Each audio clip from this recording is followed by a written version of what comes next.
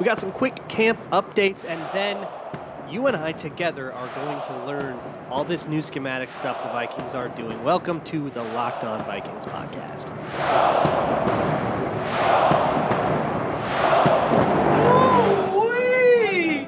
You are Locked On Vikings, your daily Minnesota Vikings podcast, part of the Locked On Podcast Network, your team every day.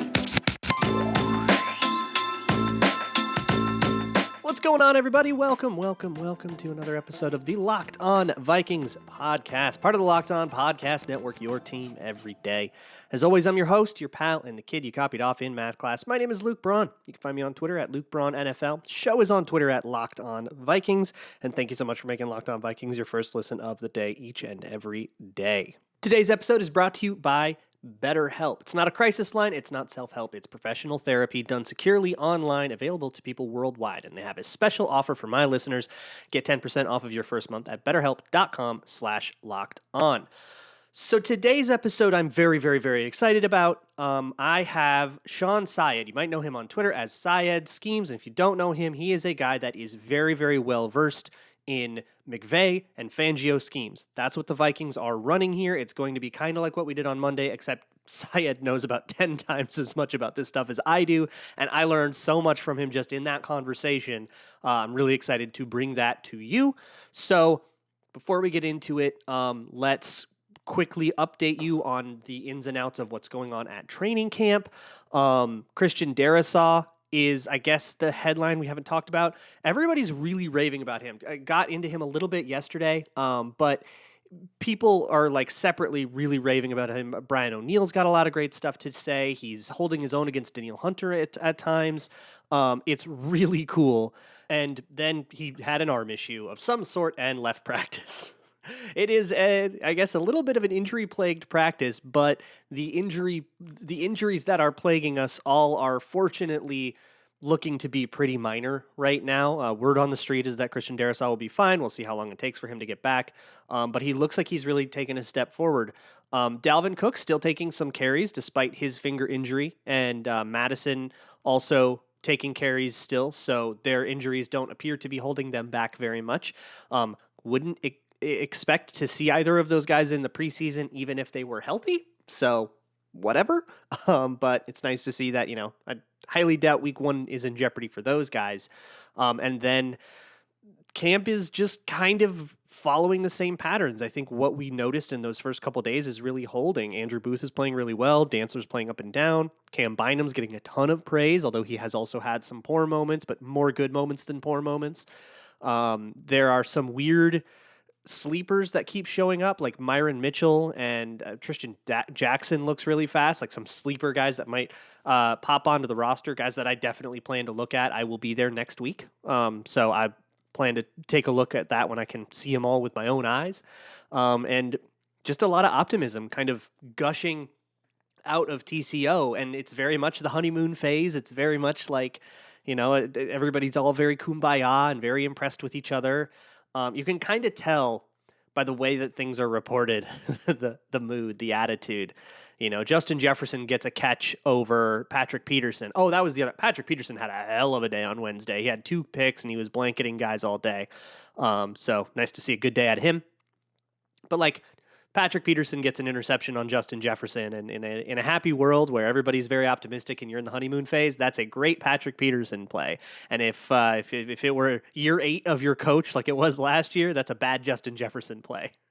It's, eye of the beholder, right? And everything's zero-sum. For somebody to win, somebody else has to lose. So we kind of always have to take that stuff in stride. But it's kind of something you can observe to see what the mood is. And everybody who's come into camp, from outside, national people have all said, yeah, wow, there's this really great air around the Vikings. They all seem to really be working together well, and there's this buzz and energy, and they're all really excited and hyped about each other and all that stuff. So if that's worth getting excited for you, then go for it. I guess the only other thing from Wednesday in camp that bears mentioning is there's been a lot of snap issues in the second team. That's been Chris Reed and Mannion and Mond. So something about that snap exchange is going really bad. It's often the center's fault, but to a point. I mean, it's an exchange, right? It's both of their fault. But I mean, Chris Reed's hasn't been a center. He hasn't played center outside of camp and preseason in his whole career, and at least not in the NFL. I don't know if he did in college. So he doesn't have a lot of experience doing that. So yeah, if that's your Chief Garrett Bradbury competition, I'm sorry, y'all. Don't hang your hats on that guy beating out Garrett Bradbury, especially if he can't snap, which is the second time that the Chief Garrett Bradbury competition was a guy who cannot snap. Mason Cole was awful at it too. Yeah, I wouldn't get your hopes up for major flipping changing the guard there. At least not right away. So look, the conversation with Sean Syed was very long, and so I want to make sure I get into it real fast. So let's talk about Built Bar, and then we'll get into that. Built Bar is the best tasting protein bar on the planet. It is low calorie, low fat, low sugar, and it's chock full of collagen protein, which your body absorbs really naturally, really easily. Cookie dough chunk puff is their latest abomination. It's light and chewy, it has real cookie dough chunks, and it's covered in 100% chocolate, but only 160 calories and a whopping 15 grams of protein in that bad boy. So you can feel pretty good about waking up in the middle of the night, craving something chocolatey or cookie doughy or marshmallowy or all three, and housing one of those things at 2 a.m. and going back to bed, or after a workout or something. It's a protein bar after all. So, go to built.com, use promo code LOCKED15 and get 15% off of your order. That's promo code LOCKED15 at built.com. We'll start off with Sean in 1 second, but first, let me tell you about two new things that I'm really excited to bring to you. The Minnesota Football Party is a podcast with me, Arif Hassan, Luke Inman, and hosted by Sam Ekstrom. And it's very fun. First episode already went out. Second episode will also be out today at some point.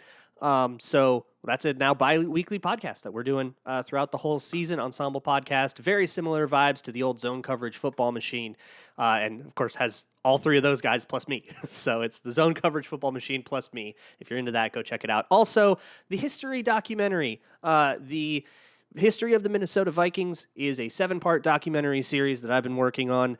I'm very, very excited to bring it to you. Part 2 comes out on Friday if you are a Patreon subscriber. So come to Patreon, join me at patreon.com/LukeBraunNFL. And if you don't want to join, that's okay. It will be free to view on Saturday. Just got to wait an extra day. But if you want it early access, patreon.com/LukeBraunNFL.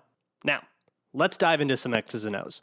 For this conversation, I'm going to have a lot more screenshots and visualizations and stuff up on the screen if you're watching on YouTube.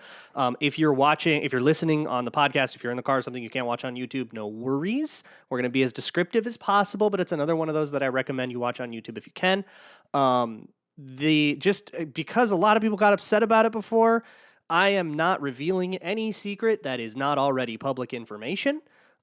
Most of these screenshots are from several years ago. They are all from either Rams or 49ers playbooks, and it's just we're going to run the same things, and that's a pretty easy assumption to make.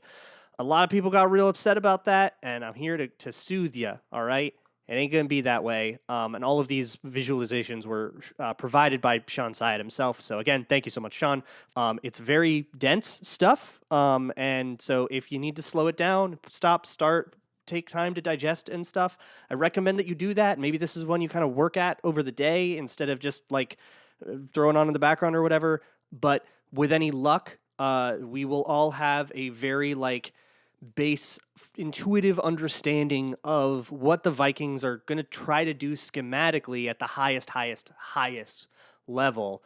This is very much a fan's understanding. Anybody who works in the NFL probably can't gain anything from this podcast. This is all stuff that you would already know.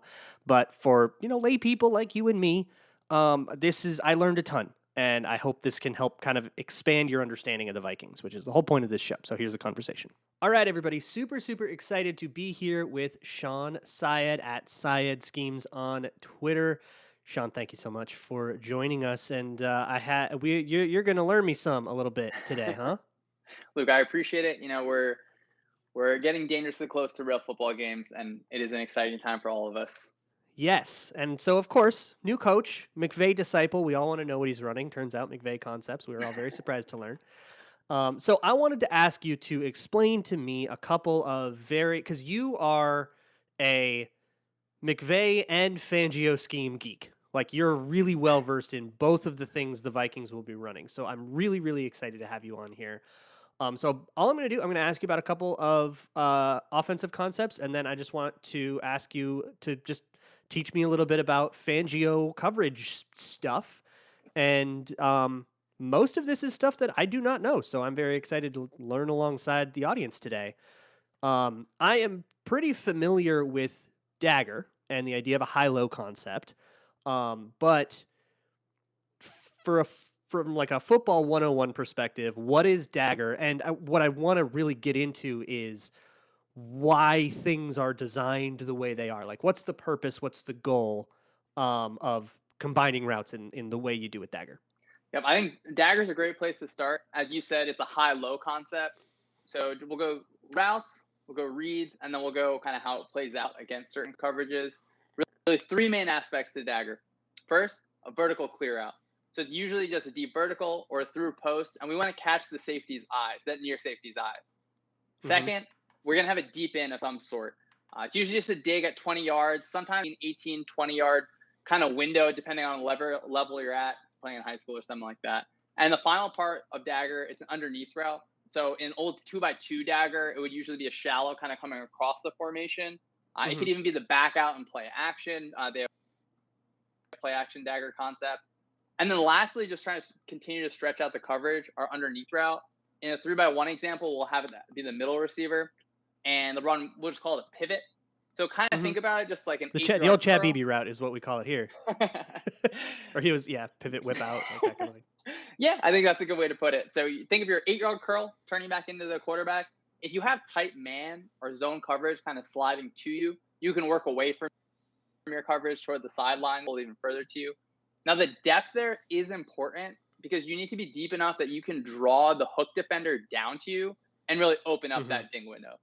So that's really right. So that shallow concept can't be at the line of scrimmage. It needs to be able to catch that linebacker and essentially make that linebacker either man match with you, and now he's bought you and he can't sell you and he's going to run away with you, and then or at least get him in some sort of conflict with the dig that's backside. Exactly. Yeah. Conflict is the best word to put it. We want to put these defenders in conflict. Excellent. And that's not unlike earlier in the week I went over bow, which is a very similar one, except instead of a pivot, it can just be like a hook. But you've got it's still, and it's at a tight, so you're still trying to do the same thing, put that hook curl defender in or that hook defender in conflict and wrap a backside dig around it and hopefully or wrap a little in breaking dig route behind it, hopefully get a throwing window. I want to move to the next one, which is Swiss or maybe cheddar. So we don't love talking about cheese on Locked On Vikings for obvious reasons, but I have no idea what they would call it in Minnesota, but you can probably assume that they're running some version of this. So what is Swiss? What is Swiss? So it's going to share kind of broader concepts with Dagger. You can run it from 2x2. It kind of owes a debt to the old double dig concepts. Rams ran in the Super Bowl from bunch. So really basically in bunch, you have your point receiver on the line. He's at kind of tip of the triangle, receiver off the ball, tight to both sides, right and left. So your point receiver is going to run a crosser, maybe deep over. You can have different words for it, breaking somewhere in that 10-yard range. Inside receiver to that point man's left is going to stem to run a pivot, but it's going to be a little bit different than our pivot that we talked about in Dagger, because that's more shallow. Because our third route, the outside receiver, it's just going to be a 7-step in the 10-yard range. Some Shanahan Bay guys call it either drift or strike. So whereas in Dagger we had that 18 to 20-yard mark, here in Swiss it's going to be closer in that 10-yard range. It can vary a little bit. Gotcha. So we're still doing that, clear out and then something intermediate and then something low, and we're trying to get those last two to put someone in conflict. That's still like the main idea. Yeah, I would definitely say that. And you mentioned like that, having a small shallow with the small pivot with a basic over it. It's a common concept and it makes sense. Yeah. It's a West Coast staple. We're creating conflict. Yeah. We're stretching it in different. It's taking base ideas. And that is something I really like about McVay and Shanahan stuff. It's base ideas. We want to stretch the defense. Now we can draw lines on a paper in any sort of way to get there. I will say in Swiss, it's going to be more of a horizontal stretch just because that point man's crosser isn't going to be super vertical. So that's why I think it should get grouped a little bit closer to kind of double dig. But that window and that concept is hopefully going to look the same on tape, certainly. Excellent, excellent. So to that end, part of what everybody's getting really excited about with the Vikings right now is speed. You've got Jefferson; he's got a lot of speed. Adam Thielen doesn't have so much speed anymore, but maybe more than you think for a guy of his age. KJ Osborne has come into camp faster every year. He's just worked on it so hard. He's got his speed. Amir Smith-Marset is the fourth guy right now, or competing to be the fourth guy, and he's a good speedster. And even like Dalvin Cook looks faster than ever. They've got a running back, Kene Wangu, who sometimes you'll have. They've actually had running back. They got really upset that this leaked. They had a running back, Dalvin Cook, in bunches. So you might have Dalvin Cook be the guy running that pivot or running that like little drift route, or even running one of the dig routes, because he's got the speed to be able to do it. And that can get to weird stuff where you've got suddenly linebackers as part of like a banjo and stuff. But that brings me to how defenses deal with this stuff, and specifically Fangio style defenses like the one the Vikings are going to run. So in just a moment, I want to start asking you about that. We'll flip to the defense in just a second, but first, let me talk to you about therapy. Folks, men especially, therapy is awesome. I'm a big time #1 therapy fan. I think even if you are perfectly happy and content in your life, therapy is a great avenue for you to discover a better version of your own self, and everybody should be into that. The thing about therapy is, though, a lot of people will get into therapy, they'll have one consult with one person, and it won't be the right person for them, and then they'll think, oh, I don't really like therapy like as a whole. But a lot of times, it's just because you didn't have the right person. So try a bunch of people, and that is where BetterHelp can come in.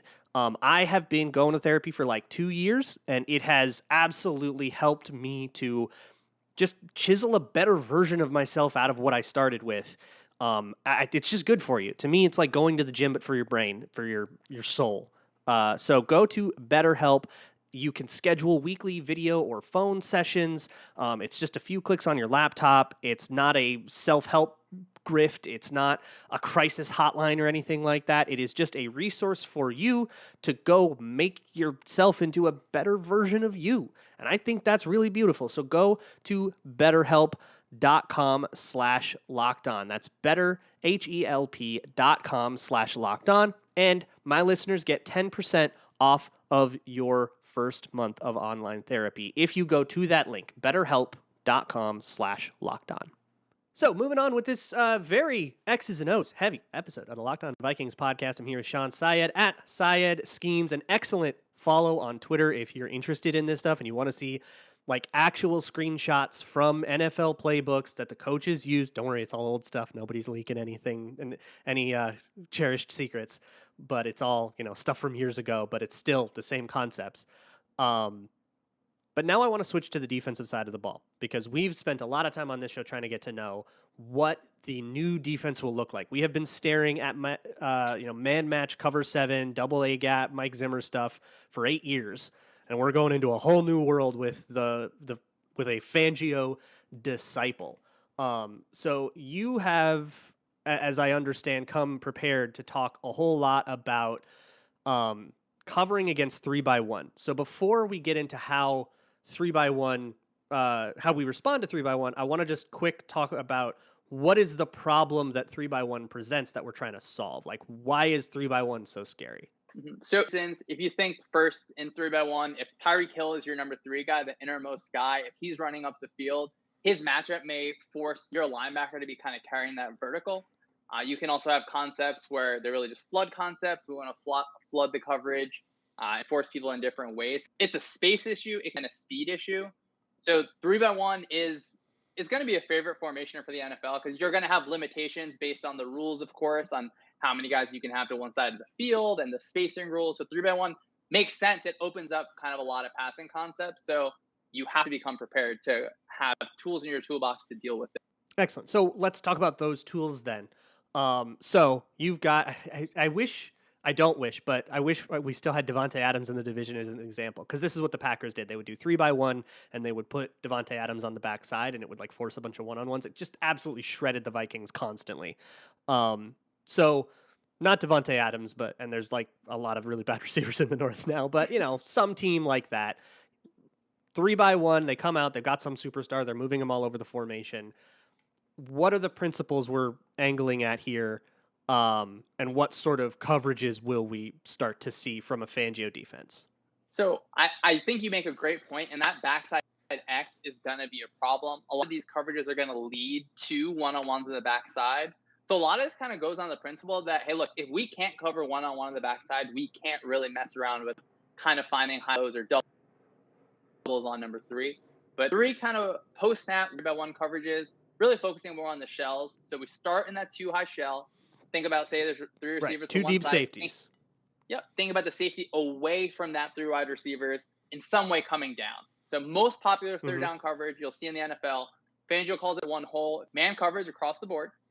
But a safety is going to drop down to the sticks and look for work. So usually that work is a bender in some way, but you can think about it as a bender from number 3, or even in Swiss, where you have that point man working across the field like that. Your backside safety rolling down can eye that and pick that up. It could be the strong safety or the weak safety in rotation, and they really can just vary based on formation or game plan. And there is kind of rat rules, or some people call it robber or passing it off. So say you get that person on the bender, your safety is coming down to it. Now you can have that person that was playing man keep in that low hip trail on the top of it, or you can just have them pass it off. And it's not unlike, if people have been listening to this show, if they were listening to this show last year, it's not unlike a poach coverage in a Sabanese kind of thing, where you have a backside safety that is sort of lurking around, going low, and looking for something to mess with on the front side. Like, it's different in that, it's a more pure man-to-man coverage, and you're not doing like match concepts on the front side. But that safety's job is a little bit more like that, and that is one of the things Cam Bynum did really well in the couple of games that he played, and he's apparently having a really good camp. So that's might be one of those things, like if he can be that backside safety in one hole and be really good at looking for work, reading things, going and making plays. He got an interception on Lamar Jackson out of a poach coverage last year.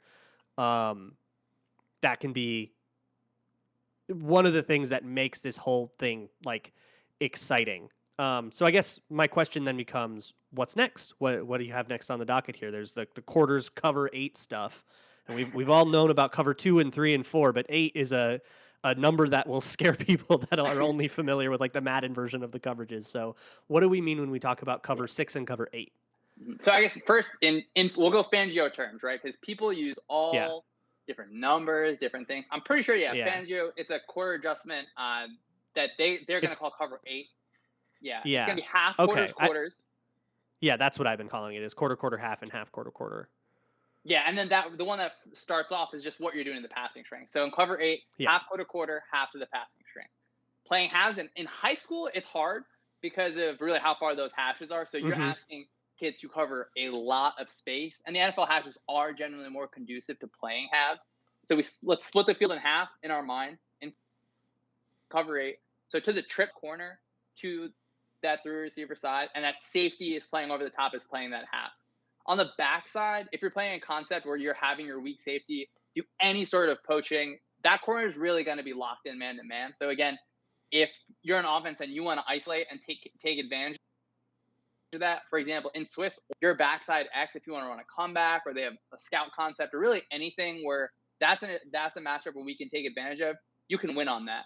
But so again, our cover 8 example against 3-by-1 to that strong side, we're in halves.